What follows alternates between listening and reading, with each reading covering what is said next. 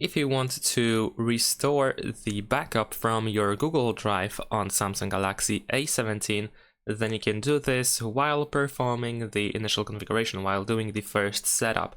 And you can do this once you see this screen, copy apps and data. You might see something similar before that, where you will have three options over here in the middle of the screen, or at the bottom actually.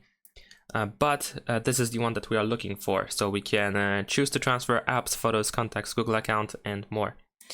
And in this case, we can go to next, and then can't use other device.